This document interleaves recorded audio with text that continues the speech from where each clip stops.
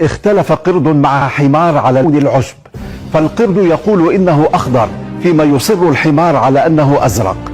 وبعد شجار بالأقدام لجأ إلى الأسد الذي حكم ببراءة الحمار وعاقب القرد بنفيه من الغابة سنة كاملة، وقال له قبل رحيله: كلنا نعلم أيها القرد العنيد أن لون العشب أخضر، لكنني أعاقبك لأنك تناقش الحمار.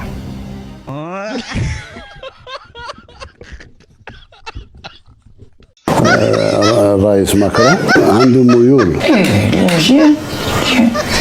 تجتمع في بيت وكذا صعب يفهمنا. يقول انا نخليها في العراء. حلو بالمغاربه ما نقدرش نمشي معاه، مخاصمين. يقول لك ينوض له. أنت أنا جزائري. نعم. الآن أنت كجزائري أدركت أن الشعب المغربي ليس مطبعا لا، وأنه أنا مدرك. ممانع ويحب فلسطين. أنا مدرك من قبل. أنت الذي أدركت. لا أنا مدرك. أنا نعرف الشعب المغربي. لا يعني أنت إذا أدركت. لا، أنا نعرف الشعب المغربي، وأنت هذا عرفت الشعب. أنت عندما جئت للشعب المغربي عرفته، أما أنا نعرفه منذ الصبا. وتعرف أنه شعب ممانع ومحب للقضايا العادلة، مثل الشعب الجزائري، شعب واحد وأمة واحدة. يعني وسائل إعلامكم كانت تكذب عليكم. الوسائل الإعلام أنا مانيش مطالب بها. أنا شعبي. أنا يعني أتكلم بس وسائل الإعلام أنا ما تتكلمنيش على وسائل الإعلام، لا تهمني. أنا شعبي. أنا قل لي أنت ما رأيك في المغاربة، في الشعب المغربي، نقول لك. لكن عندي سؤال آخر. ما رأيك في من لحظة. خلاص، أنا عرفت رأيك في الشعب المغربي، وهذا يعني موقف يحسب لك، رجل واضح. لكن ما رأيك في من يشيطن الشعب المغربي؟ هو الشيطان هو اللي يشيطن الشعوب. شيطان الرجيم، التبون الرجيم يعني. لا ما نقولش أنا. لا نقول تبون الرجيم. ما نقولش أنا إنسان. أصلا أنت تعرف التكفير العيني. راك أنت كفرت تبون. والله ما كفرت. ما لا الشيطان وش معناه؟ الشيطان مسلم ولا كافر؟ انت واحد لما يقول لك انت شيطان وش معناه؟ لا، في شياطين جن وفي شياطين انس، في شياطين يغوم. يعني يغوم. انت درك راك تراوغ. هذا امر والله ما راوغ، انا قاعد اكلمك لا هذا امر. ايه. أنا بالعكس. أسمع، نزيدك حاجة، نقطة واحدة أخرى. بحكم أنك ذكرت تبون، أنا لا يهمني الحوايج هذه، الحكام لا يهمني. بصح أنا ما سمعتش أنه قال بالعكس. أنا كل ما سمعت أنه تبون يقول لك، يتكلم على الشعب المغربي، يقول هم أخوتنا وما عندنا حتى مشكل معهم واستقبلوهم. درك أنت دخلتني في السياسة، مع أنني أنا ضد السياسة. معليش. وكان كل ما جاء وكل ما يجوا استقبلوهم عادي. مانيش هذه حاجة خاطيتني. أنا نتكلم لك على الأمة الواحدة، على الشعب. هذا الشعب اللي يعني أنت تقصد أنتم كجزائريين ومغاربة أمة واحدة؟ نعم، أمة واحدة. الله ينور عليك. والله هذا منطق أنا بصراحة أنا أحييك عليه. يعني أنتم الآن عرفتم أصولكم وأنكم تعودون إلى هذه المملكة. لا ما احنا نعرف أصولنا. أنت اللي راك درك عرفت أصولنا، لأنك أنت جيت جديد. نحن نعرف أصولنا. أنت اللي راك درك عرفت أصولنا. أنت لما جيت راك عرفت أصولنا. لا، بما أنك تقر. اسمح نحكي لك واحد القصة. شوف نحكي لك واحد القصة. أنا عندي صديقي واحد دكتور جزائري يتكلم مع دكتور إماراتي، كانوا في مصر في عندهم ملتقى ثقافي. ملا هذاك الدكتور الجزائري وش قال للدكتور الإماراتي؟ قال له: نحن العرب، عرب شمال إفريقيا، نحن أقحاح وعرب أفضل منكم. أنتوا على الخليج. قال له: ما دليلك؟ قال له: الحرب من يمشي لها؟ قال له: يمشي لها الشجاع، ويمشي لها السليم، ويمشي لها الحرفي والمقاتل. قال له: ومن يقعد عن الحرب؟ قال له: يقعد عنها الضرير والمريض والجبان. قال له: فنحن أبناء الفاتحين، أبناء الأبطال، وأنتم أبناء الضرير والجبان، فنحن أفضل منكم. جميل جميل، أوكي. طيب خليني أناقشك في أمر مهم جدا. طيب أنت ما دام أنك تعتبر أنك امتداد للشعب المغربي والمملكة العظيمة، فهذا يحسب لك لا أنك لا لا لا لا، لازم تحط لازم المصطلحات. خليني أكمل. لازم مصطلحات. نحن أمة واحدة. احنا امتداد. احنا امتداد للعرب الفاتحين.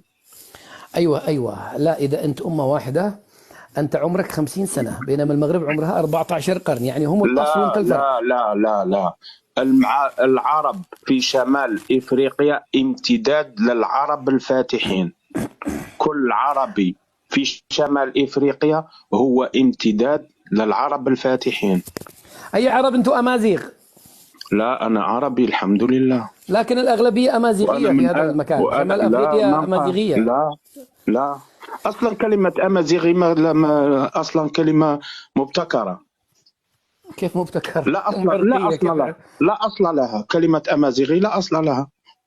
لا تخربط. أعطيني أصلها، اجبد القاموس وأعطيني أصلها. لا هذا يكلمك واحد الأمازيغ. لا يوجد لها أصل كلمة هم عرقية مثلك، مثل العربي، مثل لا، أنا لا أنفي عرقية، أنا أقول كلمة أمازيغي حبيبي لا تخربط. خليك لحظة. أنا أتكلم على المصطلح. على المصطلح. طيب لست على العرق. خلينا يا أخي مصطلح أمازيغية هي كلمة لا وجود لها. تمام. بعدين يناقشوك الأمازيغ، أنا ما لي علاقة بهذا الموضوع. بس اسمع، لماذا لا تعترفون أن أصولكم إلى هذا البلد المغربي العريق القديم؟ يعني والأمة المغربية أصولها إلى من تعود؟ هم الأصل وأنتم الفرق. إلى من تعود؟ ما قلتش أنا هم الأصل ولا ما مش الأصل. الأمة في التاريخ إلى الأمة المغربية. أنت. أوكي. الأمة المغربية إلى من تعود؟ إيش دراني؟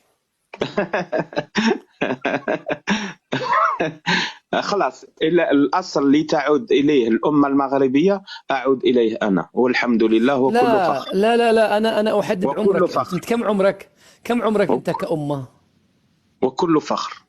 أنا امتداد للرسول عليه السلام، أنا امتداد للأمة العربية. أنت امتداد لمن؟ أنت امتداد للأمة العربية.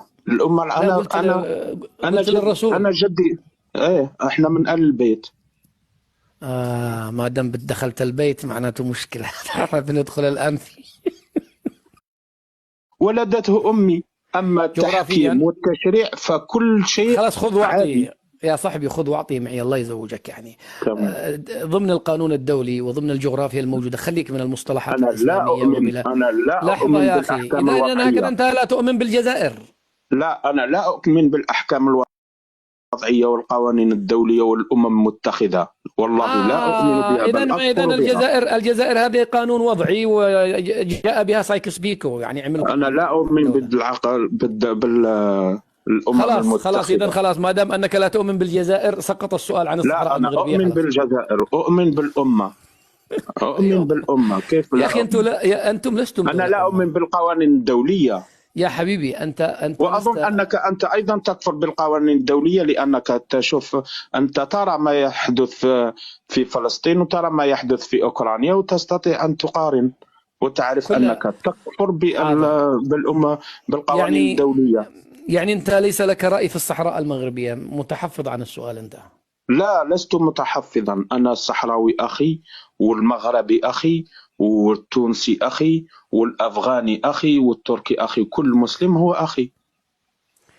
لا أناقشك عن من هم أخوتك ومن هم جدتك. أنا قاعد أقول لك في الصحراء المغربية، أنت تراها مغربية ولا بوليساريو؟ والله الصحراوي أخي والمغربي أخي، ويضرني ما يضره ويسرني ما أسره. طيب واضح.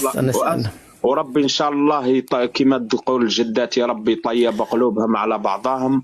الله يرحمها. الله يرحمها إن شاء الله يبعد شيطان من بيناتهم إن شاء الله، ويصبحوا كلهم خاوة. ونصر بعودتهم إلى بعضهم البعض إن شاء الله. ممكن تسد المايك دقيقة، الله يزوجك إذا سمحت لي. سد لي إن شاء الله. المايك. شكرا. هذا هو المطب الذي يقعون فيه دائما عندما يأتي الجزائري ويقول الشعب المغربي نحن امتدادا لهم وهم امتدادا لنا وإخواننا المغاربة وخاوة لما تقول له الصحراء بعضهم يضرب فيها الإيمان، نحن لا نؤمن بالقوانين الوضعية، وبعضهم يهرب مثل الأخ هذا ما قدر يقول ولا كلمة، لكنه دعا دعاء جميل في الأخير. الأخ سيف الحق، اسمه ضخم، سيف المسلول، قال يعني ما أدري هو يقصد هكذا أنه الله يبعد الشيطان الذي داخل بين المغاربة والوليزاريو، يعني يقصد التبون الرجيم يمكن، لأنه هو الشيطان الوحيد الذي يشعل هذه الفتنة. وأريد أقول لهذا الأخ وأي جزائري يدخل يطبل، قسما بالله لو تبوسوا أحذية المغاربة وأنتم لا تعترفون بالصحراء لن يقيمون لكم وزنا. شوف أنا دخلت وسط المغاربة، هذه قضيتهم الأم. لو تجي يعني تصلي للمغربي، تصلي له كذا وتبوسه في يده وتبوسه في ركبته وتبوسه، لن يرضوا عنك ما دمت أنك لا تؤمن بالوحدة الترابية لهم. هذا موضوع اخلصوا منه، يعني ما لا قيمة للكلام الذي تقوله بأنه إخواننا ونحن امتدادهم امتداد وخرابيط، وبعدين يقول لك الصحراء هم إخواني وأنا جدتي وهم جدتك. صافي، أعتقد أنك فهمت الحكاية. ولد العاصمة تفضل. طيب السلام عليكم، في صوت أخي أسعد؟ ايه نسمعك، كيف ما نسمعك؟ انت اذا لم نسمع صوتك صوت امورك جيدة. الله يحفظك، الله يبارك فيك. الحمد لله. طيب انا عندي سؤال للاخ الجزائري، تسمعني يا اخي سيف؟ بارك الله فيك. يا ولد العاصمة، اذا سمحت لي دقيقة بس، دقيقة. كلاكما خلوني اشوف صوت الحق. هذا الصحراوي مسكين قاعدون يضربوه سينيال يا جماعة. سيد احمد يا سيد، يا صوت الحق المغربي، تفضل. اهلا الاخ سعد، اسمح لي على التعطل ديال الهاتف شويه. مو متعطل ان يعملوا عليك سينيالات ما يريدوا تطلع. مرحبا بك وسهلا واهلا. اهلين وسهلا. لا يديروا يطلع، نحن اللي يعرف جمل وما يطيحوا، نحن قويمنا نعرفوهم. وذي الناس ما تمثل حد. انت في مملكه شريفه عندها بوابه، عندها مسائل، عندها امن، عندها مسائل، وعندها ناس عقلاء يحكموها. اما ذوك الموشوشين لا راهم يردوا فم الين يطيب مار ولدواه. الى ان ايش؟ اللي يعرف جمل وما يطيحوا. انا هاي الصراعات قاع هاي الصراعات اللي كانوا حاكمين معاك والله ماني جايب لها اخبار، ولكن داخل تيك توك هذه قاع روايات ما كنا داخلينها. هم اللي كان مجمع معاك لا هم، واللي كان يوميا معاك يدور المشاهدات لا هم، اللي طلع عليهم شنو؟ الله يحفظك. اللي شافوا عاقب ذا شنو؟ ذاك النوع من الروايات وذاك النوع من الخلط. المملكة المغربية كبيرة عن ذاك النوع من التخمام. المملكة المغربية اليوم فاتحة بابها للعالم كامل، ويا رقاج هو تحت أمن المملكة المغربية. ما تقد قيدة تمسك هون ولا يقد يمسك واحد بخشيمه ما هو شكره وتماشي وراه. احنا ما لنا بلد السيبة، نحن بلد القانون وبلد مملكة شريفة وعندها تاريخ. ما لا يجوا شي من تريكات في تيك توك وشي من الناس اللي ما هي واعيه تلود الارباح يلي لا يربح نقولوا له احنا من ذا المنبر عن حد يسيء باسم المملكه المغربيه والله باسم المغاربه، الله لا يربحوا، الله لا يعطي ذاك اللي دور ان شاء الله. امين. ونحن شوف نحن احرار، ما يقدروا يقبضونا هم، لا يقدر يقبضنا احد. انا ذيك الليله طلعت معاك نعزيك على والدتك وعيطوا لي هم في مباشر وتكلمت فيه، قلت لهم راني متماعد مع الاخ سعد لين ينقض عنكم. نحن ما يتحكم فينا حد، نحن اللي يعرف صنع جمل وما يطيحوا. احنا الجمال نعرفوه ونعرفوا منين تعقل، ولا يقدروا يطيحونا ولا يقدروا يجونا بالروايات. ومن ذا المنبر رانا مستعذرين لك في الاقاليم الجنوبيه، ومستعذرين لك من جهه قلميم مادنون، ومستعذرين لك من المملكه المغربيه كامله. اي شريف اليوم طارح قراعه في المملكه المغربيه راه في ضيافتنا، وحشومه وعار. هذا اللي يعدلوا هذو. من الناس اللي ما هي واعيه اللي تسيء للناس يقول لك لا أسر ما عنده شيء، ضعيف، جهده ضعيف وإنتاجه ضعيف، ورانا متضامنين معاك. أنا قاعد ما كنت داخل في تيك توك من اليوم راني معاك، ولا ندور الربح ما ندوروه، لا تولي طلعت عيط لنا. طيب وهذا عيب عليهم فضاحة. عيب عليهم فضاحه. مملكه تدخل تعطي رقاش الفيزا يجوا واحدين وانت ينقصوا رواقيش، انت كذا انت كذا، سير تلعب وراك نقولوا له نحن سير تلعب. الله اكبر. اللي ما بغى يصير يلعب يصير يلعب. عندنا نحن في دولة قانون، قابضتنا قياده راشده لصاحب الجلاله والمهابه، الغير وقع مالنا عالمين به. راهي البوابه مفتوحه، راهي السفارات مفتوحه تمثل كل الله يعاونه. واعر واصل دق دق دق دق دق يا ايها الحق المغربي دقوا بس. ويقولوا لنا ويمسوا من مؤسسات الدوله ويمسوا من كرم المغاربه. وانت الحمد لله الزلزال كاع التالي اللي خلي المغرب اللي عندنا زلازل، راك شفت التضامن ديال المغاربه من طنجه الى القويره كاملين المغاربه مازالوا ما يعرفون، ما هم اللي في التيك توك.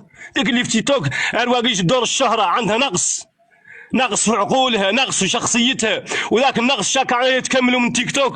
تم ماشي وراها، اللي اعطاها الله شي اعطاه له، اللي ما هو عنده يصير يلود له بالاخلاق، يلود له بالمعاملات الزينه، يلود له بحسن الخلق. واش نحن يتموا طاحين شي من الشناكريه يعيبوا الناس ويقوم الناس، هذا شنكار وش يعالج راسه. والمصحات العقليه راه اللي تبتنا في المملكه المغرب، لا صحيح يقيس مدرسه عقليه يتداوى فيها. وراهم اللي من المنبر يقول لك انا عنهم ما احد. ما هم الشناكريه يا الحق المغربي. ايش معنى شناكريه؟ ايش معنى شنكري؟ فهمتك راك تعبان، قلت لي عنك مالك معدل اللايف، قلت الله يعاونك. انا ما قد يتحكم فينا حد، والمغاربه ما يتحكم فيهم حد. نحن عندنا بوابه، عندنا حكومه، عندنا مليك، عندنا سفراء، هاو معدلينهم لاش دايرين في تيك توك يدخلوا الناس والله يمرقوها، يتموا ماشيين وراهم.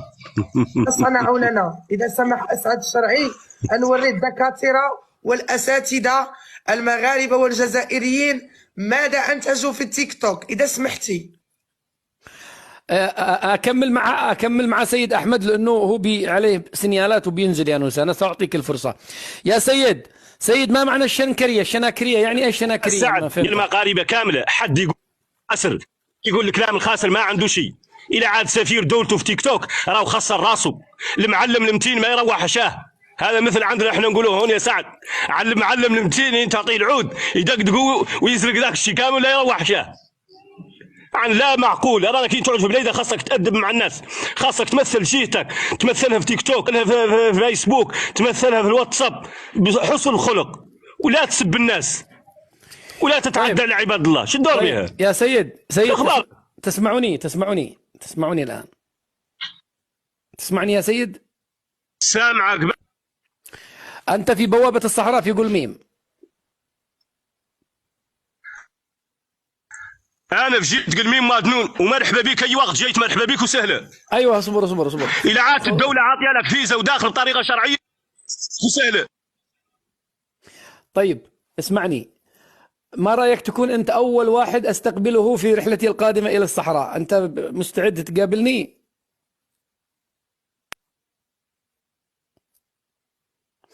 عنده مشكله الاخ للاسف الشديد. طيب الميكروفون كان عند الاخ ولد العاصمه، سامحني بس انا قدمت الاخ سيد هذا لانه عليه سينيالات وقاعد يطلع وينزل. سيد معانا؟ مرحبا بك يا سعد. الى جيتنا مرحبا بك وسهلا، نستقبلوك ونتموا معاك وراك وقدامك. تسلم يا سيد، الله يحفظك. تسلم والله انك اليوم اعطيت درس باللهجه الصحراويه، ولو اني ما فهمت حاجات مفردات كثير ما فهمتها، بس فهمت المضمون يعني. المملكه المغربيه مملكه شريفه،